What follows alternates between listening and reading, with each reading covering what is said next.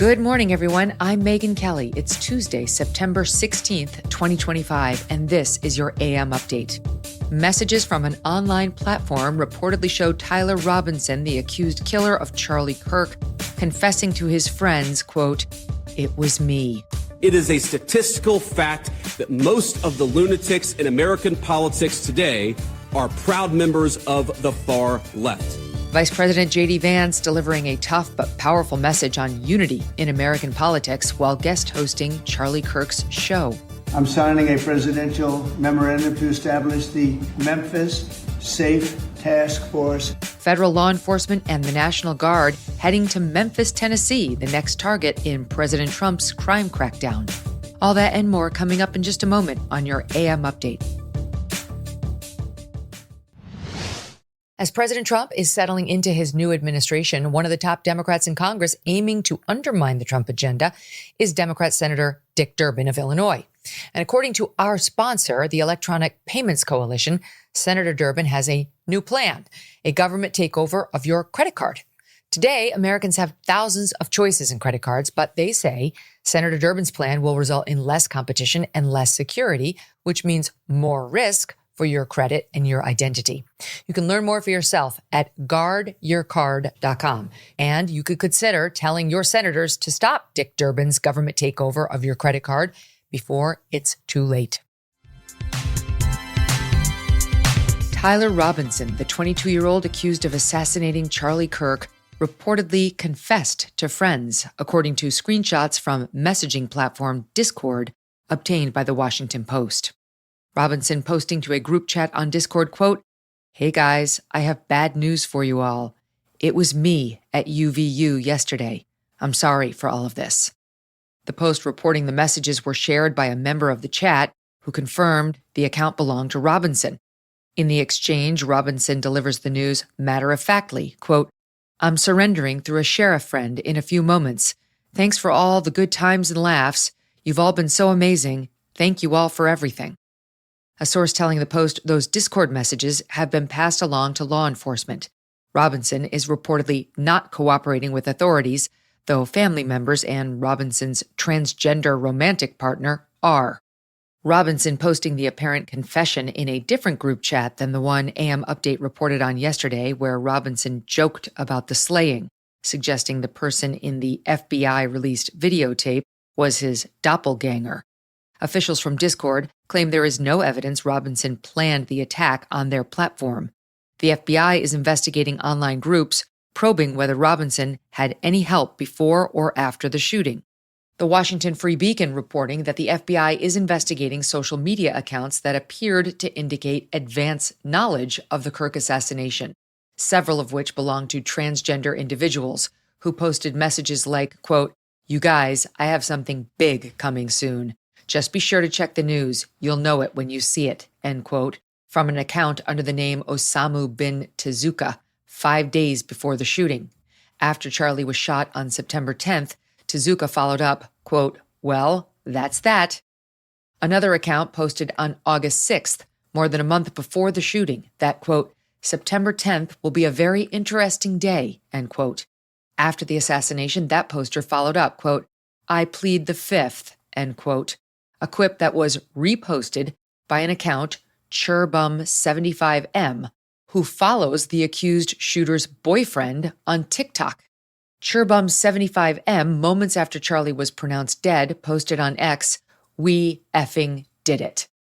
So you have Churbum75M, who follows the defendant's boyfriend on socials, reposting the post saying September 10th would be a very interesting day, and the follow-up pleading the fifth, then adding on his own, quote, "We effing did it." Seems rather telling. Another user who goes by the moniker Omar, posting a day before the assassination, quote, "Charlie Kirk is coming to my college tomorrow. I really hope someone evaporates him, literally." Then adding, quote, "Let's just say something big will happen tomorrow," end quote. On TikTok, the night before the shooting, a clearly transgender person writing that, quote, "Charles James Kirk does not know what's coming tomorrow," end quote. Going on, "This is not a threat, it's a promise." We asked Deputy Director of the FBI, Dan Bongino, about all of this Monday on The Megyn Kelly Show. Do we believe that there's potentially some sort of trans group online that may have had foreknowledge of this attack? Well, there's a number of forensic digital pieces we have indicating that this was ideologically targeted. But some of the digital footprints we have and traffic we have that we were able to accumulate after we had the suspect in custody seem to indicate that there was a significant ideological component to this attack. There appears to be a real significant anger at Charlie Kirk because of some of his ideas. Did that include his ideas on transing children and trans individuals? Well, when you look at some of the bullet casings, the inscriptions on some of the bullet casings and some of the digital traffic to people in his network, it appears that may have been a part of it. It appears pretty significant in this case, especially given the relationship. President Trump yesterday from the Oval weighing in on the latest in the investigation.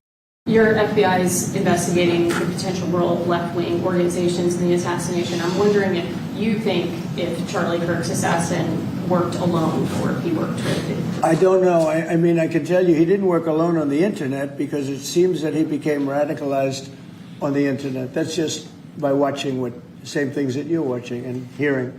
And it seems like his wonderful parents brought in a wonderful neighborhood, smart guy, great boards, great marks, great student. And then something happened to him over a fairly short period of time. Looks like he was radicalized over the internet, and it's radicalized on the left. He's a left.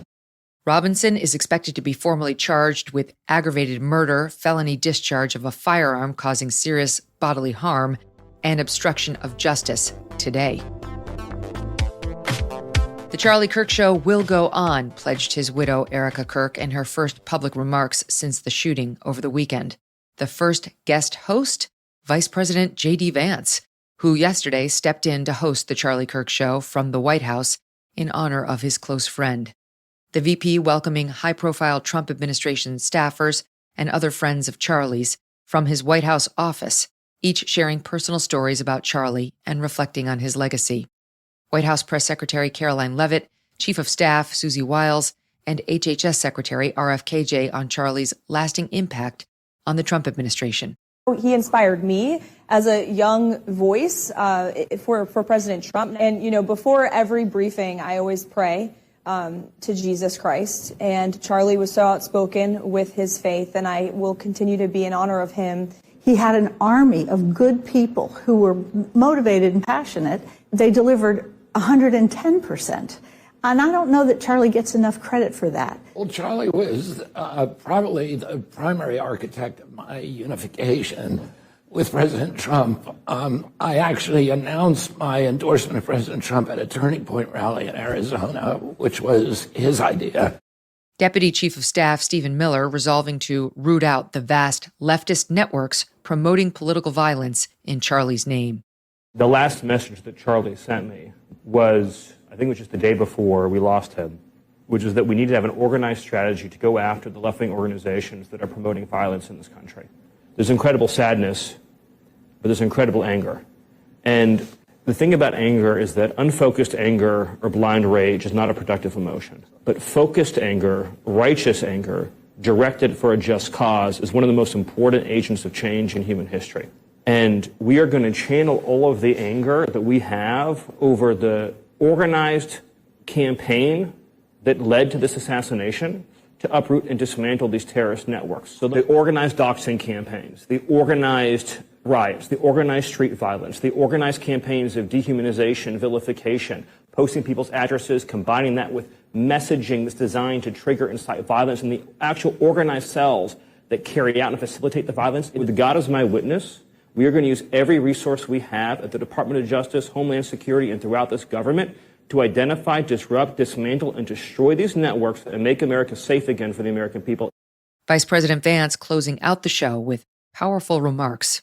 I really do believe that we can come together in this country. I believe we must.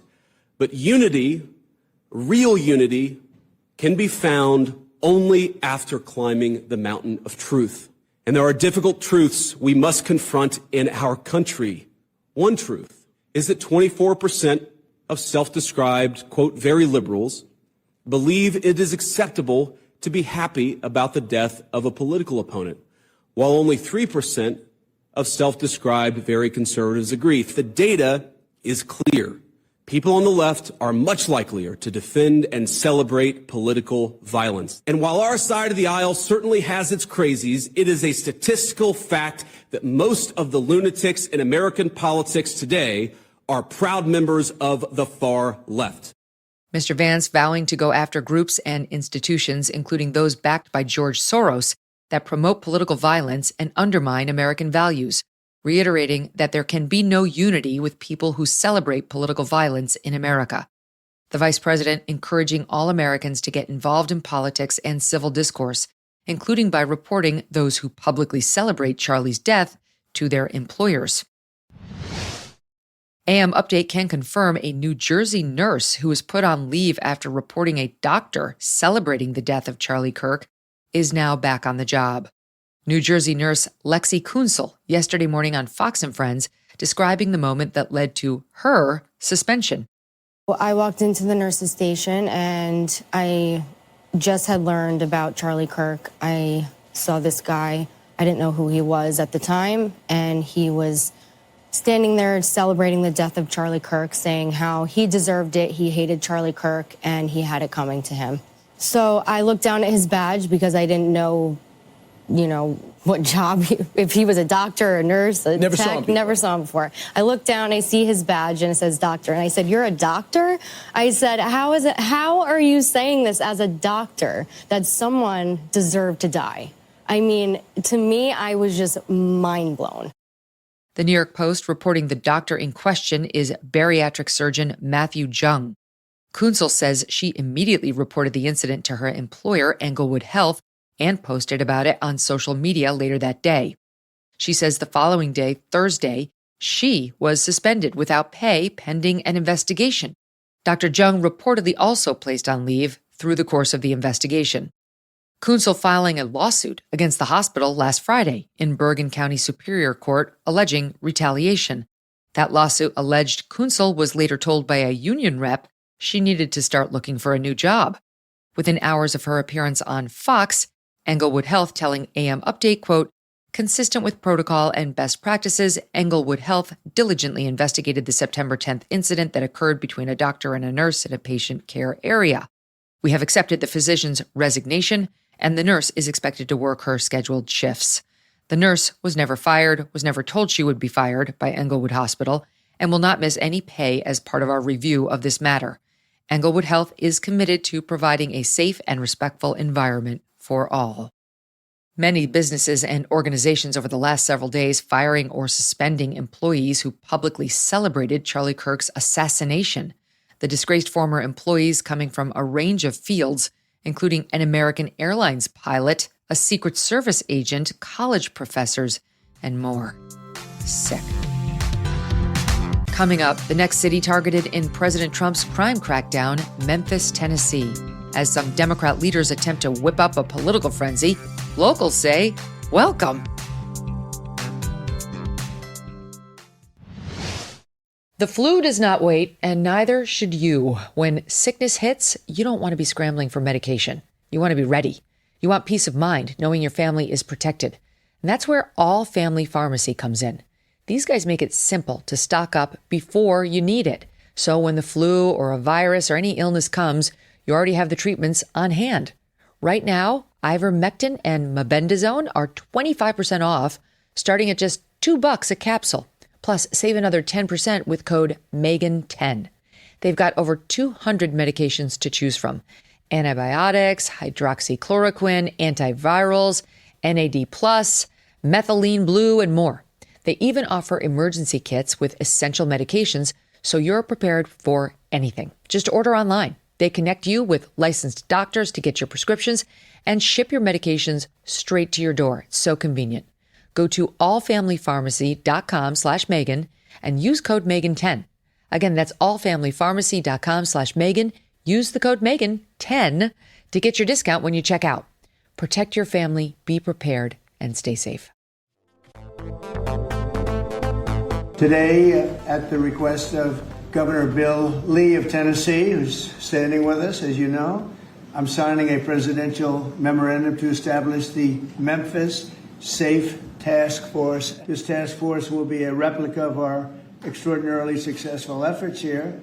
The effort will include the National Guard as well as the FBI, ATF, DEA, ICE, Homeland Security investigations, and the U.S. Marshals, and more along the prosecutors. Pam Bondi's here. She's heading it up. This team will deploy the full powers of federal law enforcement agencies and enforcement generally to restore public safety and get dangerous career criminals off of our streets. President Trump, flanked by Tennessee Governor Republican Bill Lee in the Oval yesterday, officially establishing a task force to crack down on crime in Memphis. The president hoping to replicate the success of the federal surge of troops in D.C., which resulted in a dramatic drop in crime and more than 2,300 arrests in just a few weeks. In recent weeks, the president indicating Chicago would be the next major city targeted for a crime cleanup with the help of the Guard. CNN reporting those plans were paused after advisors warned that deploying National Guard troops without consent from state leadership could create legal headaches. That's putting it mildly. However, President Trump yesterday indicating Chicago's day will come. Memphis Mayor Paul Young, meantime, telling CNN over the weekend he realizes the governor has the power to invite the Guard, but he personally opposes mobilizing the Guard in his city. I'm certainly not happy about the National Guard. I am looking forward to trying to find ways to invest in the things that we're already doing to address crime in our city. We've seen significant reductions over the past 2 years since we've been in office, and we want to continue that work. We want more investment in the violence interrupters and the individuals that are out working to intervene and prevent crime before it takes place. We want more support for our law enforcement in terms of investigations. So those are the things that we do want. With regards to the National Guard, it is something that we don't have a choice in, and we're going to do all that we can to make sure that it has limited impact on our community. Despite his opposition, Mayor Young acknowledging a legitimate role for troops to play in cleaning up Memphis. What specifically would you have them do if you're asked by the governor or the president? Support major events, traffic, and, we have the Memphis Grizzlies, the Memphis Tigers, big events with a lot of people helping to support our law enforcement in that way, helping law enforcement, whether it's being a part of our downtown command center where we have cameras and helping law enforcement review those cameras and call for backup when they see things happening. Those are the types of activities that I think would be helpful. Beautification in our neighborhoods and communities. We know that blight is a significant contributor to crime. And if we are able to have support in addressing those things, then it could be beneficial to our community. Those opposed to deploying the National Guard to Memphis cite data released last week by Memphis PD showing crime is at a 25-year low in the city. However, according to FBI statistics, Memphis still had the highest crime rate in the nation last year with the fourth highest homicide rate per capita. State Representative Justin Pearson, a far-left progressive whose district includes parts of Memphis, putting his special spin on the news at a Monday press conference. The white supremacist, authoritarian dictator wannabe of Donald Trump is using Memphis as a test case for taking and stripping away power from black communities. Today, it is a conversation about crime. In 14 months, it'll be a conversation about protecting the vote at the voting booth. In 3.5 years, it's going to be about a presidential election and the need to protect it. Right. And what happens when we go to the polls and the National Guard is there and all they're doing is asking you, are you sure you want to vote? This isn't just a slippery slope. This is a dangerous impediment on our democracy. Yeah. We can't pretend like these are reasonable people. They are not. And they are coming to hurt, harm, destroy, disrupt, and confuse our citizens, in addition to stoke fear. A white supremacist, he says, stripping power from black communities. Well, what's actually happening in those communities? Maybe they're fine. Trump's just grandstanding? I got 2 guns put in my face within 5 minutes. At different locations? It's 2 different locations. Some people shot up a home with 8 people inside early this morning. Another woman was carjacked this afternoon outside a grocery store on Kansas Street. A woman is dead after an overnight shooting in South Memphis. The search is on for a man who shot and killed a woman early yesterday morning. Nearby surveillance video shows 3 suspects walking moments before stealing the woman's Toyota Corolla and then slamming her on the ground before taking off in her car. I honestly thought he was going to kill me, so I was screaming, "Don't hurt me, don't hurt me." Some Memphis residents, weary from years of living under threat of robbery, shootings, carjackings, and murder, telling local outlets the federal help is more than welcome. We're grateful for the National Guard coming. It's just so dangerous that you can't get out of your car, you can't go to the grocery store, you can't go to the market or the service station. So, yeah, I want to see the crime stop. And if the National Guard is going to stop the crime, bring them out. There's a need for more boots on the ground, and evidently this is the way that they plan on getting them. Officials say troops could mobilize to the city as early as this week. The exact number of troops expected is not yet clear. But just remember, protecting Black lives is racist and white supremacist.